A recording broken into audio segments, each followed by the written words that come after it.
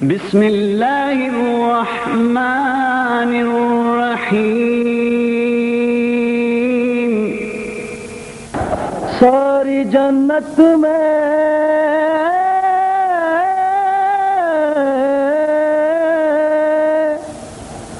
رسول ازلی لکھا ہے ساری جنت میں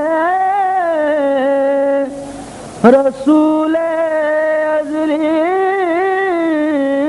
لکھا ہے ڈالی ڈالی پہ علی اور ولی لکھا ہے سب پتوں پہ حسن اور کلی پر زہرا سرخ و پھولوں پہ حسین ابن علی لکھا ہے ساری جنت میں رسول ازلی لکھا ہے ڈالی ڈالی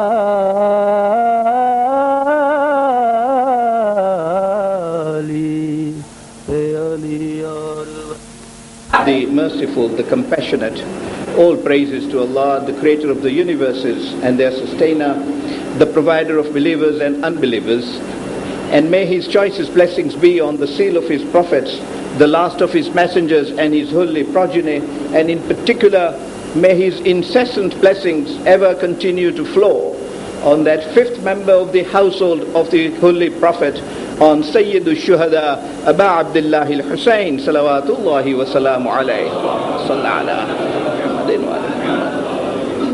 Yesterday we were discussing the stations of Imam Hussein alayhi salam on his way to Karbala, and we saw how he met that sheikh from the community of Ikramah, and that was at Batan al-Aqaba, not Sharaf, but Batan al-Aqaba. And there, when he meets this sheikh, Umru bin Lawaqim, the sheikh mentions to him the usual thing, saying, where are you going? He says, to Kufa. And the sheikh says, why do you go to Kufa? Because there is nothing waiting for you in Kufa except the points of spears and the edges of swords. But it is his answer that I wanted to discuss. Time did not permit, and I wanted to come to Dhu Husn.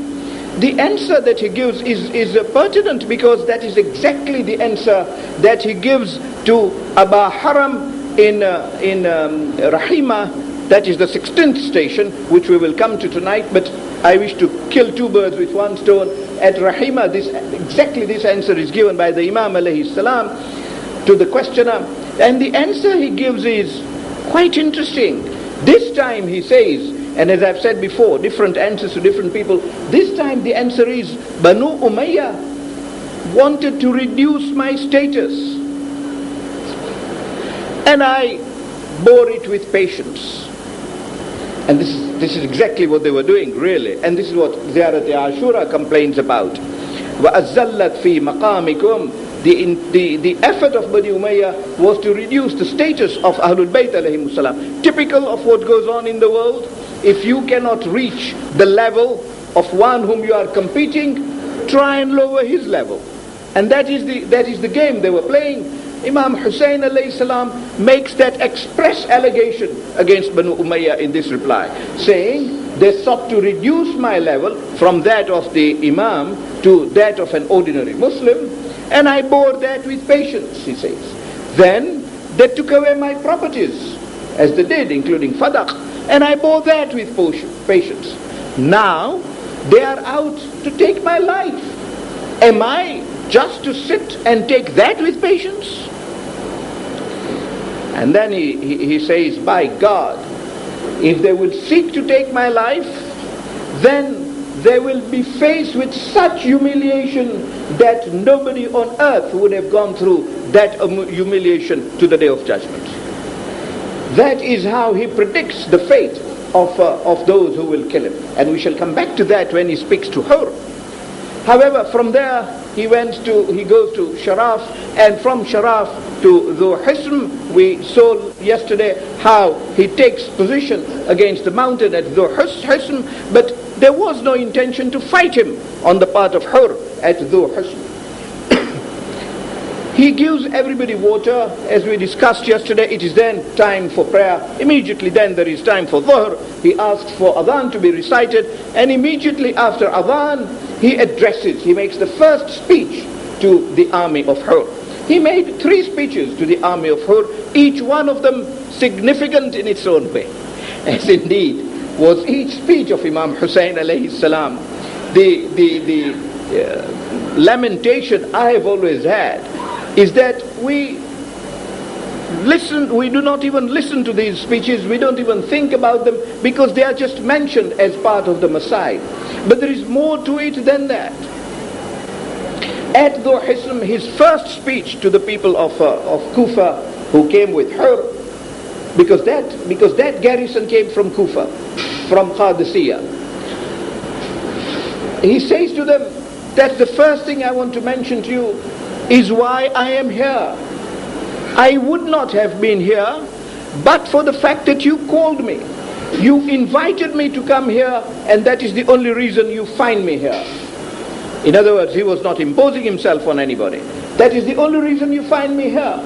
And if you have now decided that bay'ah which you have made to me, that allegiance you swore to me, was not an intended one, and you wish to withdraw from it, I let you free to withdraw from it. You are free to withdraw from it, and let me then go back to where I came from. Because that is what justice demands. When there is a contract, and one party resiles from it, the other party is put back into the position in which he was before the contract was entered into. And that is precisely the law he applied so meticulously to the people of Kufa. Having said that, he turns to her and says, it is time for Salah, and I am proceeding to say my prayers. What do you want to do? Do you want to lead your people in prayer? And her immediately says, no, Yabna Rasulillah, I will pray behind you, and so will my entire army. And the Imam alayhi salam at Dhu Hism led prayers in which not only were his companions immediately after him, but after them followed Hur and the entire army of Hur. And when those prayers were over, then the Imam alayhi salam retreated to his tent. When it was time for Asr, he came out again and asked the Adhan to be recited. This time, immediately after Adhan, he asked Iqamah to be recited. And after Iqamah, he led Asr prayers, and Hur and his entire army prayed behind Imam Hussein alayhi salam. If there were Shias, because this is what they claimed in their letters, if there are Shias, they would not have been able to pray behind Imam Hussein alayhi salam unless they regarded Imam Hussein alayhi salam as adil, as a man of taqwa, as a person who does not sin openly. Now, a technical question arises, that if they thought Imam Hussein alayhi salam was wrong in refusing bay'ah to Yazid, how can they pray behind him? Then he was sinning openly. Because there was an imam who was the true imam, whose bay'ah was wajib on a Muslim, and that Muslim was refusing to make a bay'ah. However, Imam Hussein alayhi salam, as was his competence and as was his right, led the prayers. When the prayers were over, he made another speech. And in that speech, he was more explicit than the first one. In the first one, his intention was only to denominate the purpose of his attendance there, and freeing them if they wish to be freed. But you will have noticed, they did not turn around and ask to be freed. They did not respond at all. So the Imam alayhi salam makes another speech after Asr prayers, and this time he says that as I said in my first address to you, I am here because you have invited me. You have written letters to me. And I do not understand why your silence is so conspicuous. Because we, the Ahlul Bayt, have the greater right of wilaya over the ummah, have the greater right of exercising authority in the affairs of the ummah over the community at large. And indeed, we are the only people with that authority, as pointed out by the Holy Prophet himself in his various addresses to the ummah, because we are the only appointees from Allah subhanahu wa ta'ala. And if you follow us in that appointment from Allah and do bay'ah to us, that will always be better for you in every respect. On the contrary, have you chosen to make bay'ah of a person who is a tyrant, a person who oppresses you, a person who asks you to make his bay'ah by force? Is that a true bay'ah? And is that how you wish to live? Wallah, he says, he swears in the name of Allah and says, if you continue in that bay'ah to Yazid, you will only find yourself destroyed. It will only lead to your destruction. And that is precisely what happened. Each one of them who was in Karbala was not only physically destroyed, but his spiritual akhirah was also destroyed. And so saying, the Imam alayhi salam issued orders to his companions to mount your horses, and we go, we move from here. In other words, Imam Hussein alayhi salam was totally undeterred, totally unconcerned by the presence of Hur. Whether he is there or not was a matter of indifference, was something that did not matter. He is on his path, and he will continue on his path.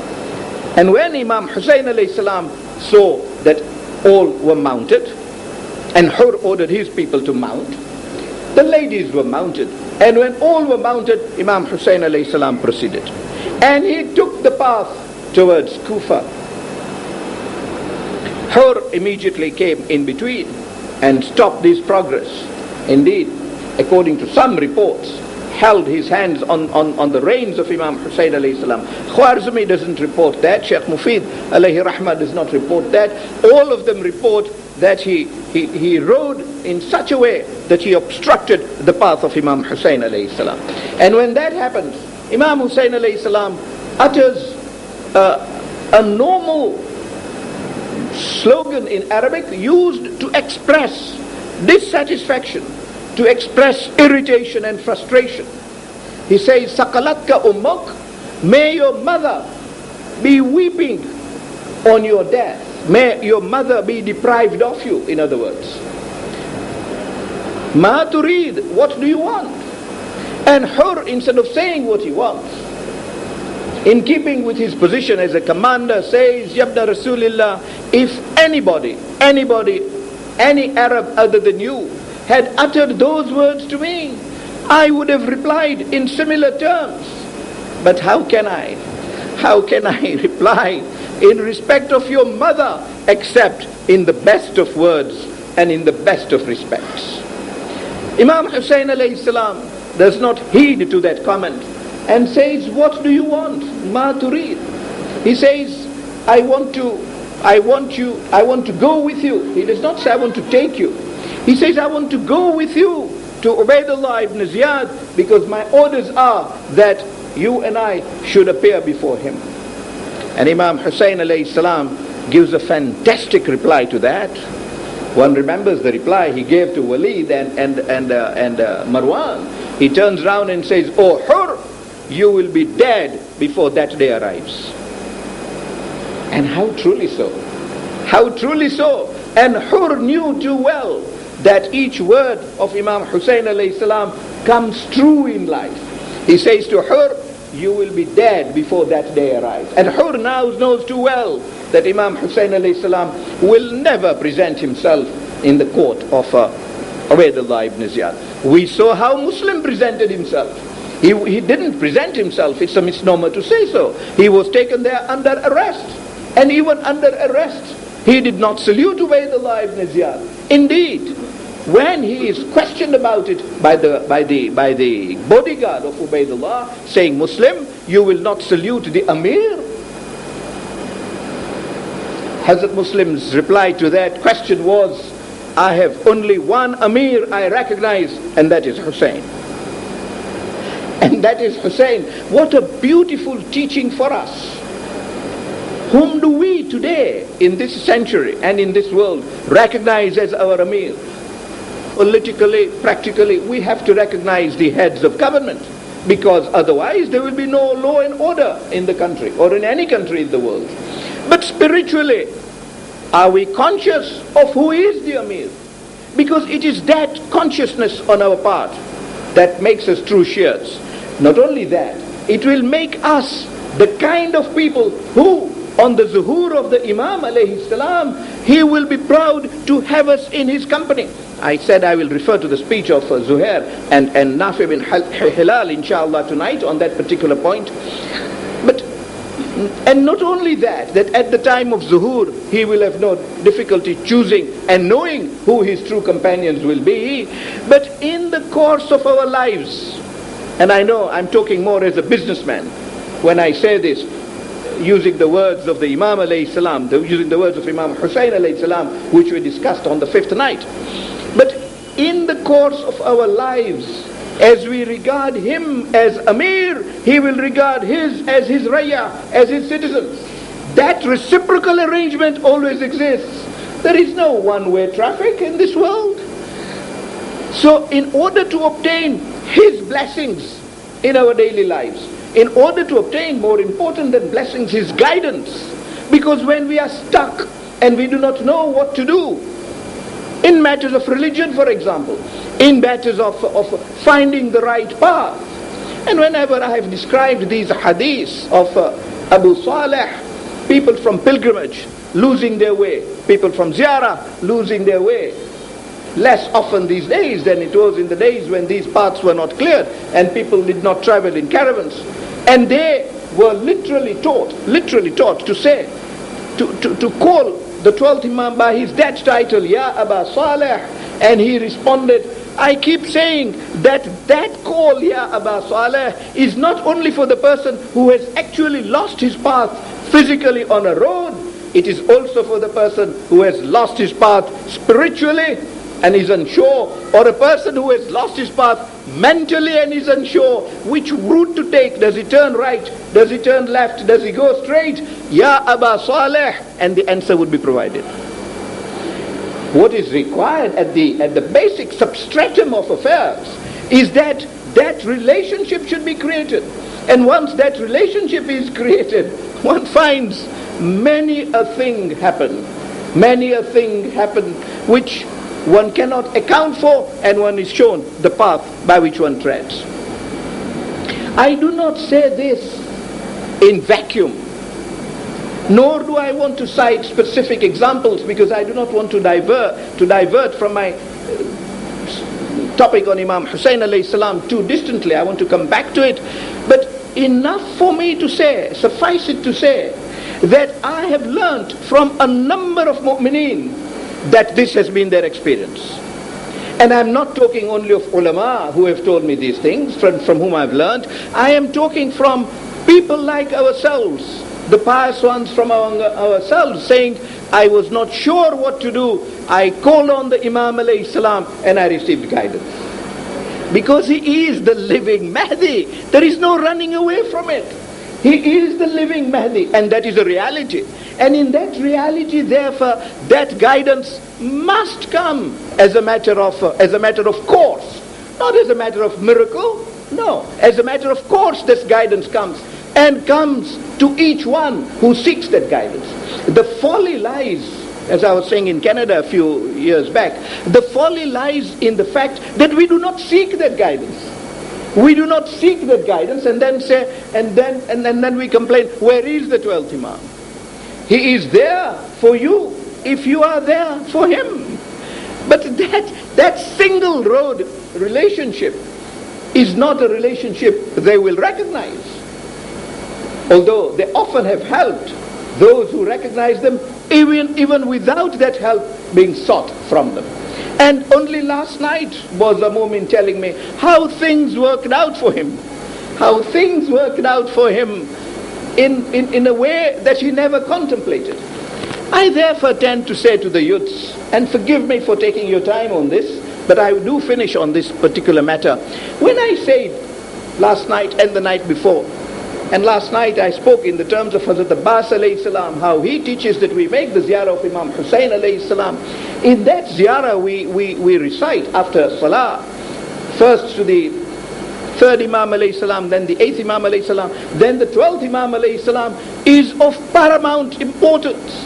Because that ziyarah, before starting the day, after Fajr prayers, literally tells him that I am starting the day having saluted you.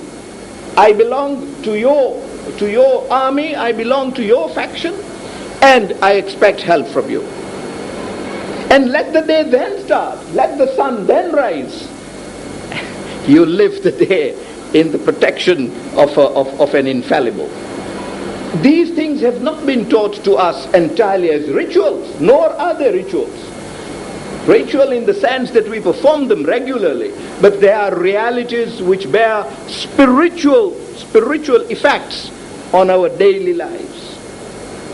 Well, that is how the Imam alayhi salam addresses the army of Hur, and this is how he moves on, unconcerned about Hur. Hur says, I will take you. Rather, I'm ordered that you come along with me to obey the law. He says, death will come to you before that, because he does not recognize obey the law. Indeed, Muslim did not. And Muslim, Ibn Aqil taught us that to him, the only Imam, the only Amir is Hussein. When Hur is told this, he repeats the question. Now Hur is baffled. He doesn't know what to do. In the heart of his heart, he does not want to fight Imam Hussein alayhi salam. Yet Imam Hussein alayhi salam is so determined. He said clearly, I will not come to Ubaydullah ibn Ziyad, then you will be dead. Hur may not have foreseen all that the Imam alayhi salam knew what would happen in Karbala. So the natural meaning Hur would have taken would be, he'll fight me and kill me. He's telling me that if I force him to come to Ubaydullah, he'll fight me and kill me, and I'll be dead before he gets to Ubaydullah. That is not, of course, what the Imam alayhi salam meant. But this was the natural meaning Hur would take. What is he to do? He tells the Imam alayhi salam, I do not have orders to fight you. I only have orders to see that you come with me to Ubaydullah ibn Ziyad. Imam's answer to that is, I will not follow you. Now what is he to do? And this, according to all mu'arrikhin, according to all reporters, this question and answer was repeated thrice by Hur, in the hope that he can think, in the hope that he can find a solution. And he did. He says, well then, Yabna Rasulillah, and he always referred to Imam with great respect. He says, well then, Yabna Rasulillah, I will provide a compromise, and I ask you to help me on that compromise. So Imam said, what is the compromise? Says, don't take the route to Kufa, because you don't want to take it, and do not take the route to Medina. Let us follow a route in between Medina and Kufa, and we proceed on. I will write a letter immediately to Ubaydullah ibn Ziyad, and I will tell him clearly that you have refused to come with me to him and seek further orders. Imam Hussein alayhi salam says, what you do with Ubaydullah is a matter for you. I am totally unconcerned. But as for your compromise, as to what route we take, I will accept your compromise. And that is the nobility of that man. That fitna, disagreement, should not be allowed to persist. When the opposite side suggests a compromise, that compromise, unless unacceptable in principle, should be accepted to resolve differences, so that society lives without differences amongst its members.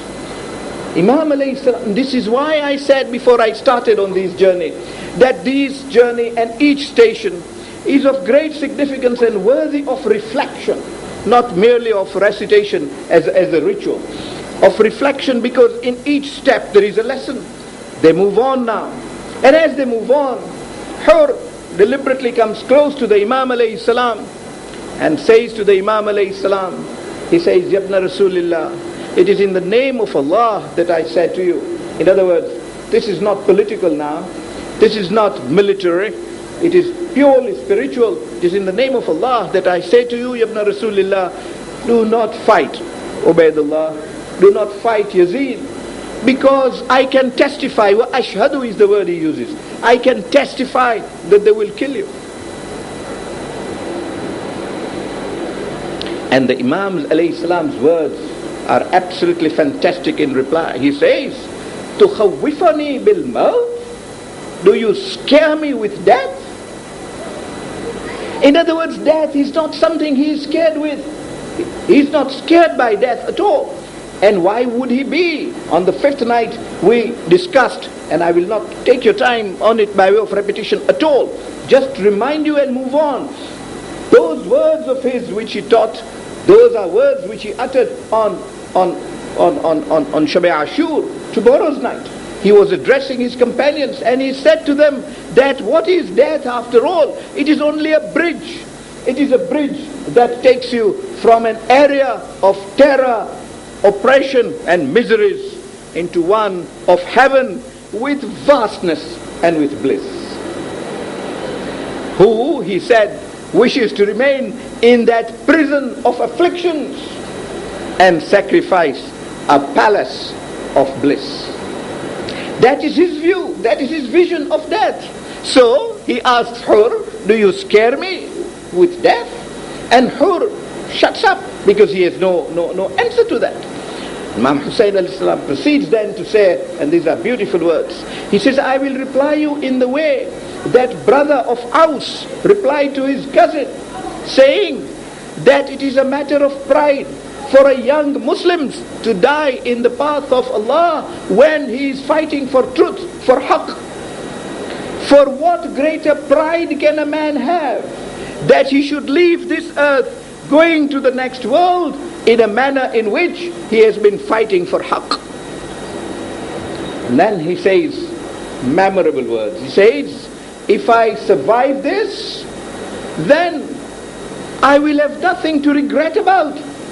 I will have fought, I will have fought falsehood, I will have been on haqq. What have I got to regret about? But this is the balance that he teaches. This logical living of life is a lesson he gives in this particular respect in Dhu Hisn. He says, if I survive and live, I will have nothing to regret about. And if I die, then I will be dying with honor. What is that life with humility as compared to death with honor? And reporter said, Hur, hearing this, immediately moves away from Hussein alayhi salam, knowing that there is nothing he can do about it. But he adds one more sentence which I omitted to tell you. Significant statement. He turns to Hur in his altercation with Hur and says, in the couplet, that if I die, then I will have died in the course of Allah.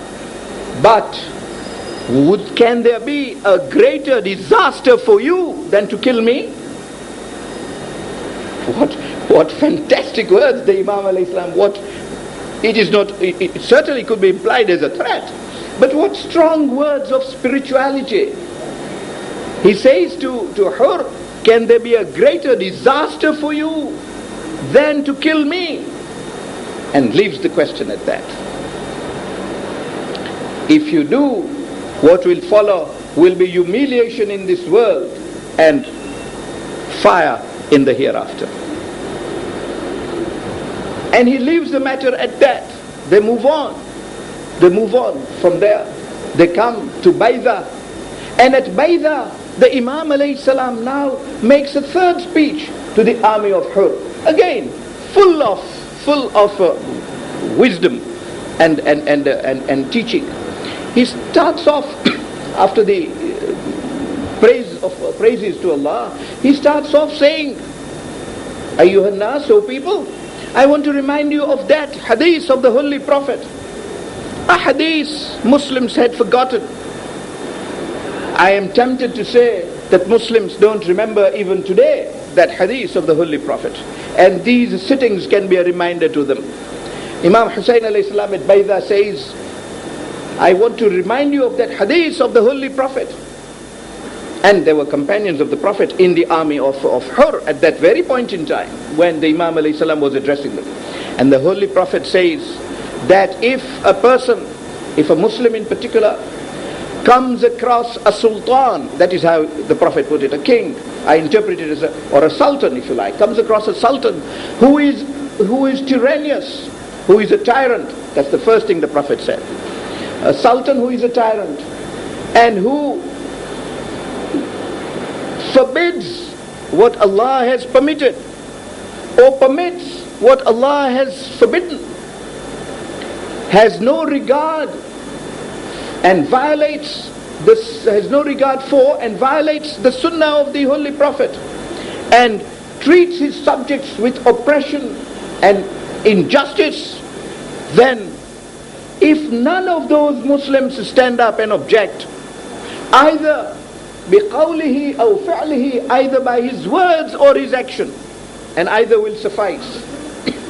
In another hadith, the words are by his tongue or by his hand, بِلِسَانِهِ أَوْ يَدِهِ. But anyway, does not object, in this particular speech, the words of the Imam are that he does not object by words or by action, then Allah will consign such Muslim to the same place to which he will consign that sultan. The place for that sultan is hell. If he is tyrannous, if he makes halal haram and haram halal, if he violates the sunnah of the Holy Prophet, if he treats people with injustice and oppression, his place obviously is hell. The Holy Prophet says that each of those Muslims who lives in that society and does not object to such behavior of a sultan will also go to hell.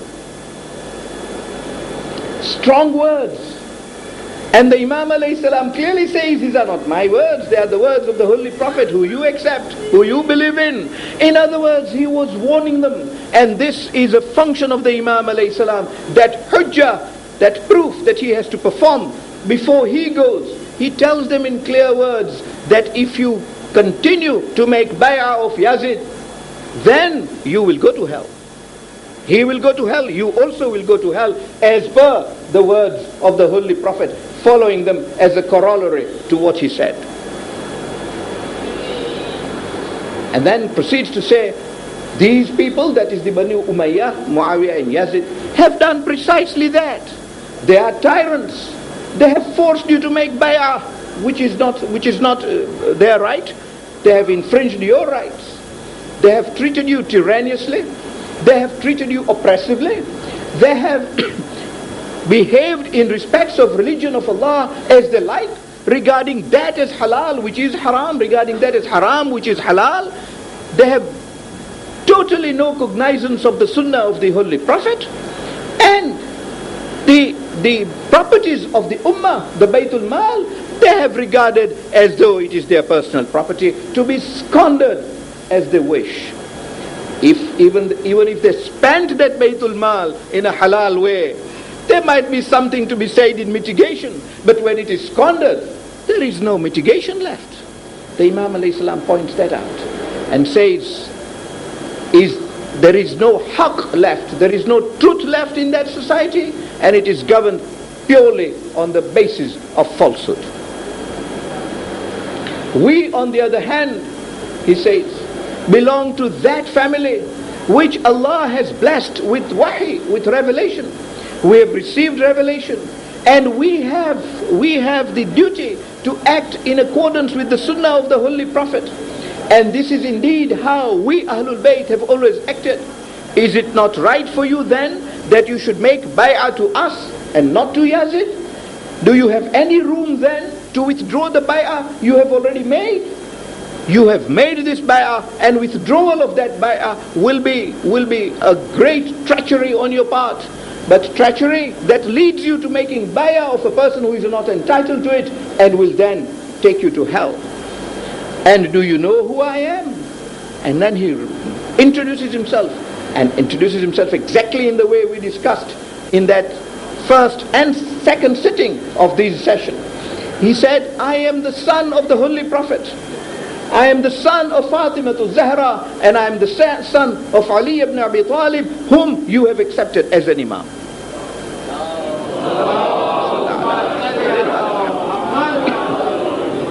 If after knowing me, and this was the purpose of that introduction, if after knowing me you choose to ignore me and you choose to abandon me and abdicate your allegiance, then I warn you of the consequences that will follow and the consequences that will flow. And he left that speech at that. One would have thought sufficient warning, sufficient to awaken any member in the army of Hur. It certainly was sufficient, as we notice, to awaken Hur himself, so that he could see exactly what his consequences would be. Hence his words on the night of Ashura, I see myself balanced between heaven and hell.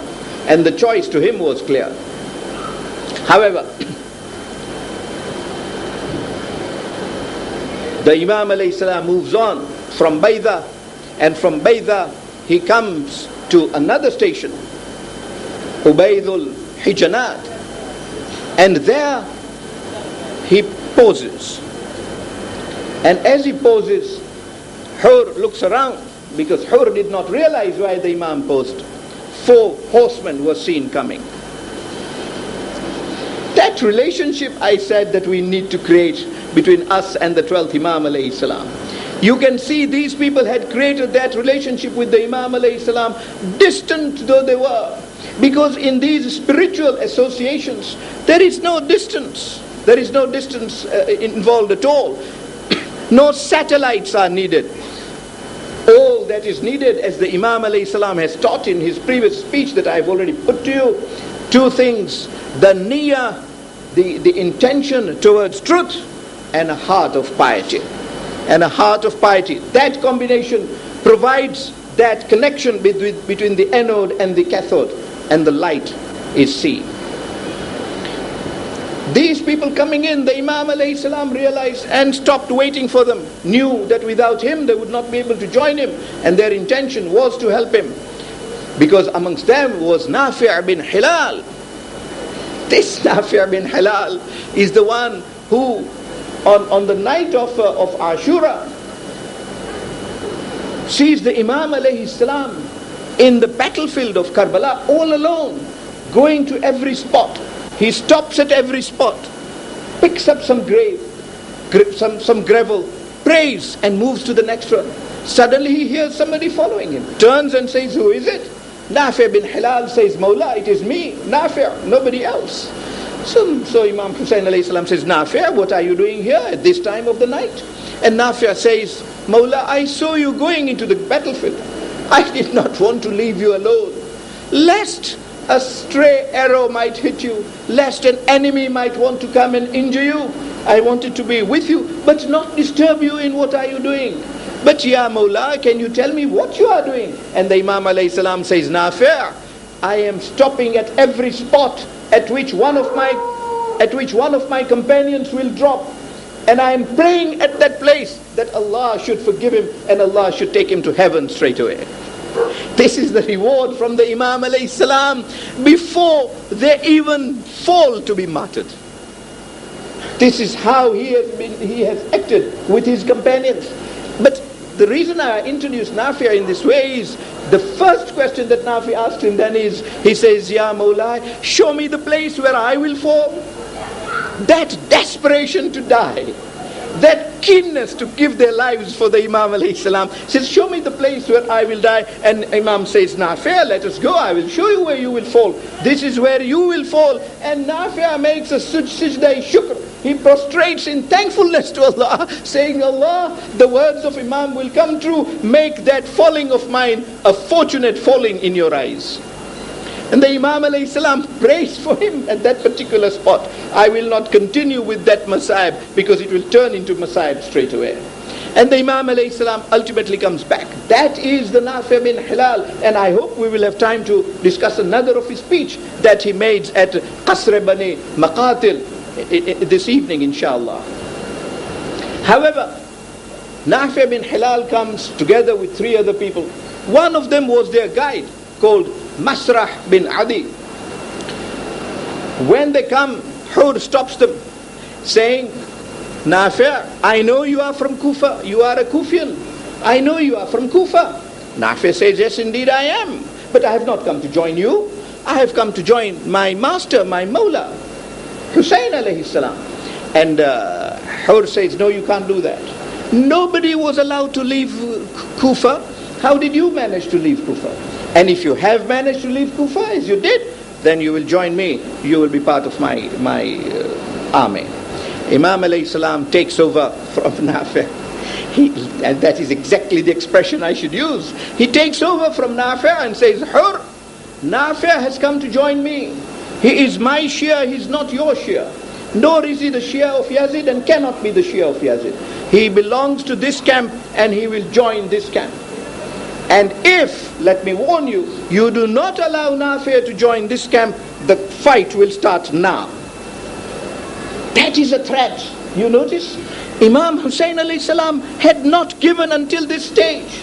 He was asked to go to Ubaidullah ibn Ziyad. He said he wouldn't. He did not threaten to fight. He was asked to take a certain course. He did not threaten to fight. Hur took over charge. In that place, the Imam alayhi salam did not threaten to fight. One of his Shias not joining him, and he said, I will fight.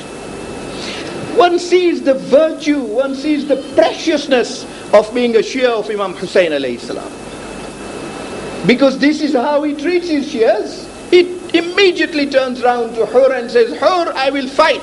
Hur, subdued, leaves the subject. Nafi' bin Hilal comes and joins the Imam alayhi salam. He is with his guide.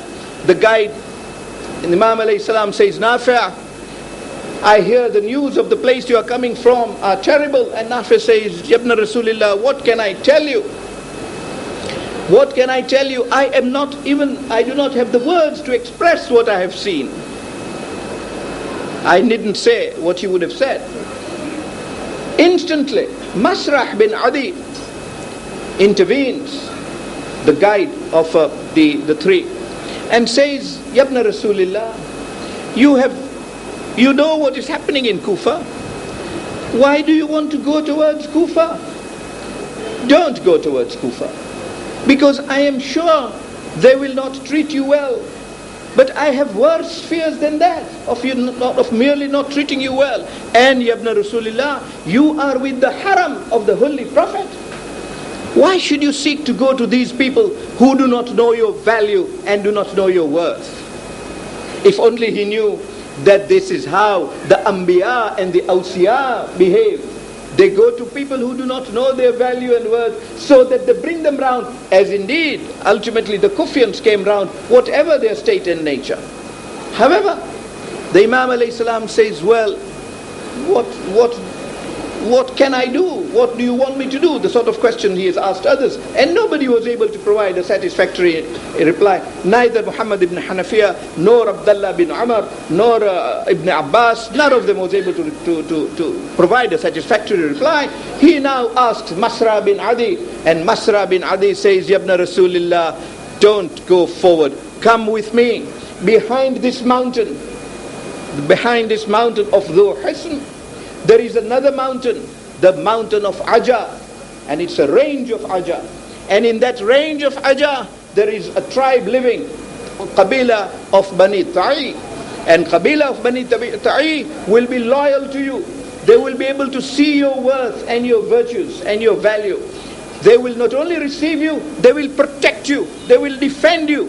They have an army of 20,000 patriotic soldiers. Each one of them will be loyal to you. Even when these kings around here get trouble and are attacked by the Iranians or the Romans, they look to us to provide this particular army to help. Imam Hussein alayhi salam says, may Allah bless you for this offer. May Allah give you jaza for this offer. Allow me to take the path that I have chosen, because it is the path Allah has chosen for me. Masrah bin Adi says, Yabna Rasulillah, I dare not say anything in precedence to what you say, nor can I claim to say that anything I say is wiser than what you think.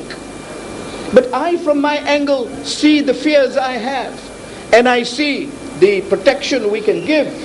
I wish to leave this offer open to you. whensoever you decide you want to come there, let me know, send a messenger to me, and we shall organize to receive you with grandeur. And indeed, a stage was reached when Masrah bin Ati became fearful, not sure of what is happening. He must have heard what Jibreel announced. He must have heard what Jibreel announced. He moves out and comes right over towards Kufa, only to be told that the Imam alayhi salam was already martyred. And he went back saying, Inna lillahi wa inna ilayhi raji'un. That is what occurred at that particular place. But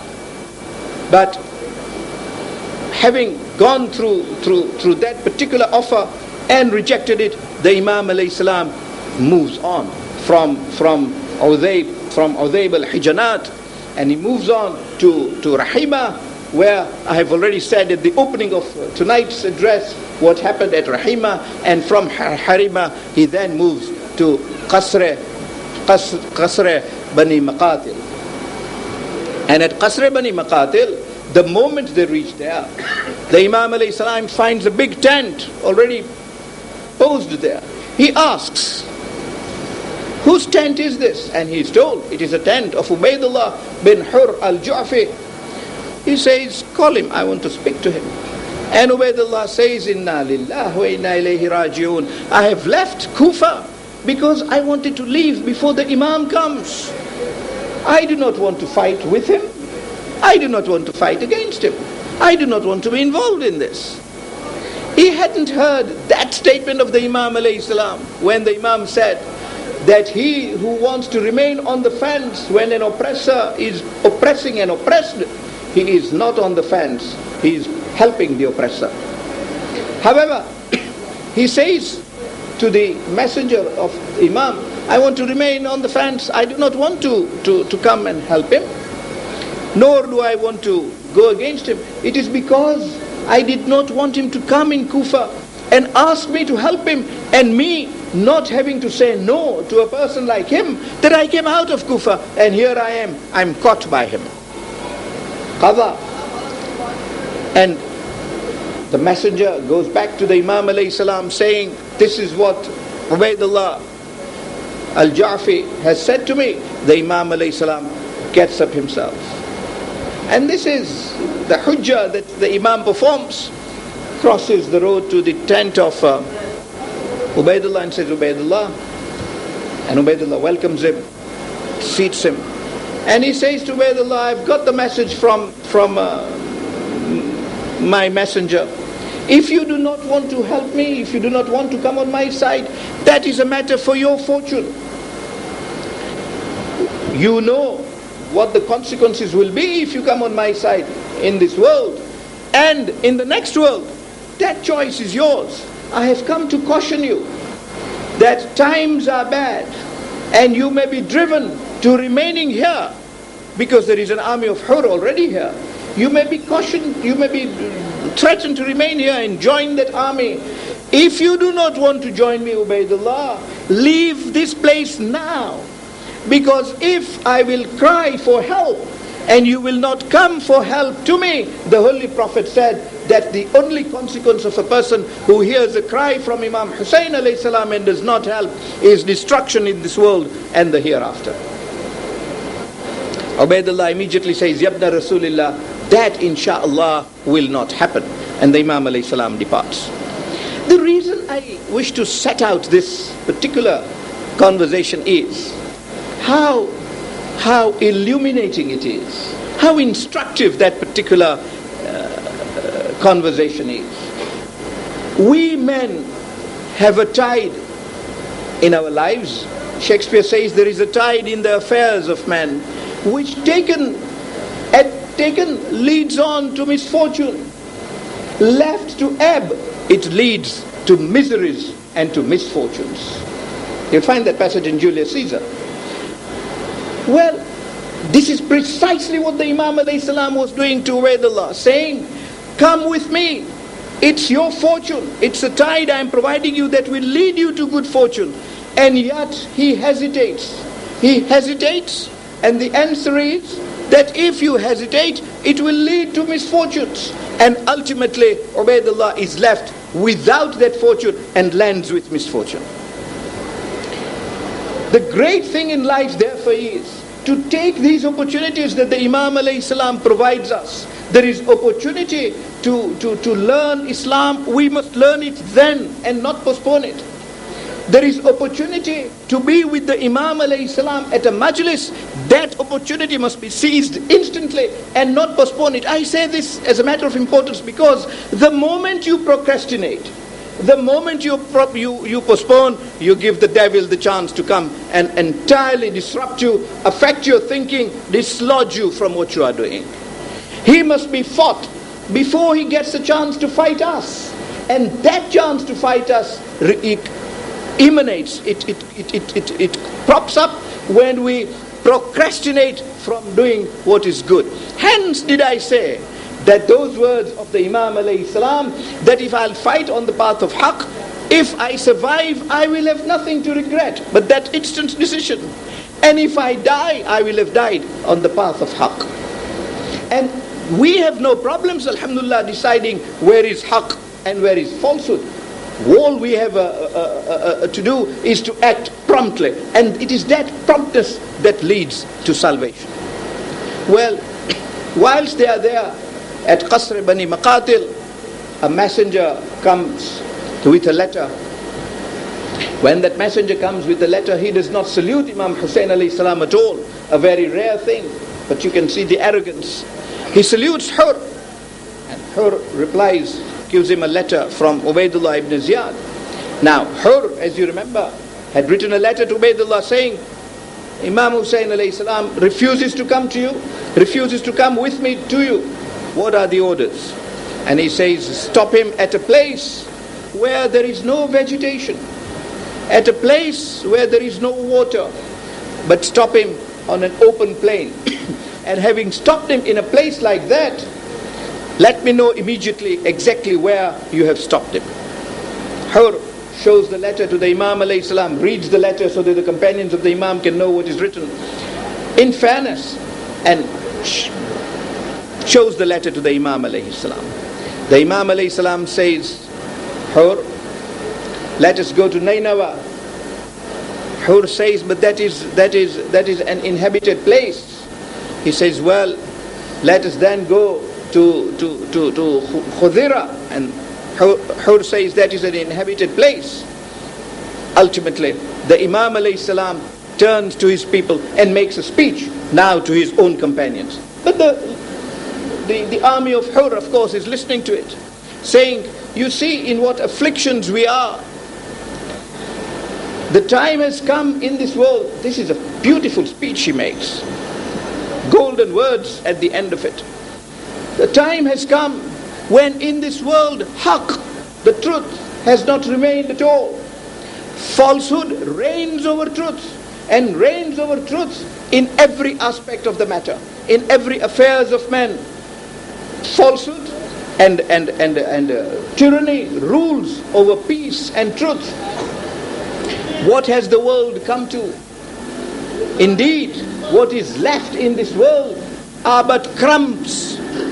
We eat the food, and after we have eaten the bowl, and all of us have eaten, all that would be left would be crumbs. Imam Hussein alayhi salam describes the situation in that metaphorical way. He says, all that is left is crumbs. They are not worth having either. Turns round and says, man has been provided with a beautiful opportunity. He kicks good destiny that Allah provides him and invites for himself heinous destiny, which when it reaches him, he will not be able to cope with it. As for myself, he says, فَإِنِّي, as for myself, أَنَا أَرَى الْحَيَاةِ أَنَا لَا أَرَى الْحَيَاةِ. I do not see life except, I do not see death except as a good fortune. أَنَا لَا أَرَى الْمَوْتِ إِلَّا سَعَادَةً. I do not see death except good fortune. وَلَا أَرَى حَيَاةً مَعَ الظَّالِمِينَ إِلَّا بَرَمًا. And I do not see life amongst the unjust, amongst the zalimin, amongst the oppressor, anything but indignity. Anything but indignity. He makes his choice so clearly that In these circumstances, death is good fortune, it is sa'ada. And life amongst the zalimeen is barama, it is only ill fortune. At this stage, Zuhair bin Qayn stands up, and that speech of Zuhair says, Mawla, we are with you, we are looking for sa'ada, and we have joined you only because we have seen where that good fortune is. And these are beautiful words, bold words of Zuhair. Zuhair expressly states where good fortune lies and says, Mawla, we see that being with you is being in good fortune. We do not want to live 1 second after your death. We do not want to live with Zalimeen. We want to live in the world in which you live. And the moment you are not in the world, that is not a world in which we want to live either. What golden words. Nafi bin Hilal immediately stands up and says, Yabna Rasulullah, I have lived with your grandfather. I have lived and fought with your father. I have seen how your father fought. I have stayed with your brother and fought with him. Now I have the good fortune of fighting with you. And in you, I see the semblance of your grandfather. I see the semblance of your father.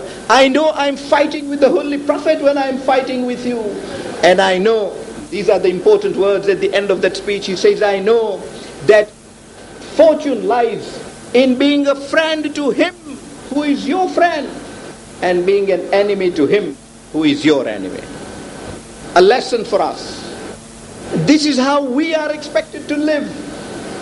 Wali man walakum wa adi man adakum. Friend to him who is your friend. Because what is the point of being a friend of Imam Hussein alayhi salam if another friend is in trouble and we do not help him? That association of brotherhood is what was intended to be created. An enemy of him who is your enemy, because being a friend of that enemy only means one will get away from Imam Hussein alayhi salam. And the third speech comes from Burayr Hamadani. He makes another valiant speech. From there, they move on. They move on to Qatqamiyah, where nothing significant happens. Move on to Nainava. Again, Imam Hussein alayhi salam makes an effort to move on to Kufa, as it did at Qasr Bani Maqatil. But Hur again comes in his way and says, no, Yabna Rasul, you will not move towards Kufa. You will come place which is open with no vegetation. The Imam alayhi salam moves on, and Abu Makhnaf says, as he moves on, he suddenly stops. When he asks people, what is the place called? And the people give various names. He keeps asking, what other name? No other, and other names are given until he's told, this place is called Karbala. And Imam Hussein alayhi salam says, this is indeed the place for me of karb and bala, of tyranny and afflictions. The Imam alayhi salam, however, according to Abu Makhnaf, rides another horse. That horse move on. Abu Makhnaf says the Imam alayhi salam changed 7 horses, and it is after he changed 7 horses that he turns to his people and says, I have come to my destination. This is where you will fall. Looks to Nafi and Nafi bin Hilal. This is where you will fall. This is where Qasim and Asghar and Akbar will fall. He then calls, and this is the dignity and nobility of Imam Hussein alayhi salam, calls the people of Bani Asad there, who owned that land, and say, I have come to live here forever. Forever. One is always constantly reminded of the words of Imam alayhi salam when one proceeds to ziyarah.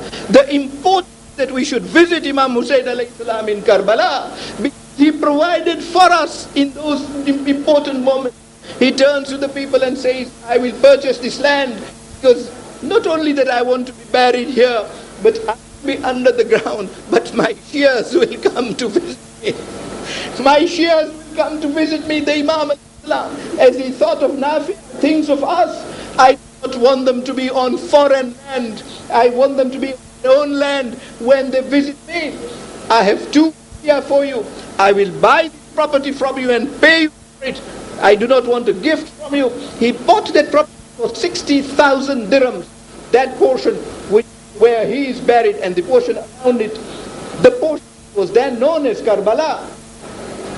Having just as he says, two wasiyat too, that when my brothers come and ask you, where is Hussein buried? Show them my grave, at least bring them my grave, so that they make a ziyarah of my grave. And secondly, that when they come, keep them as your guests for 3 days, so that they are not without water, so that they are not without food. The Imam alayhi salam, knowing what he will go through,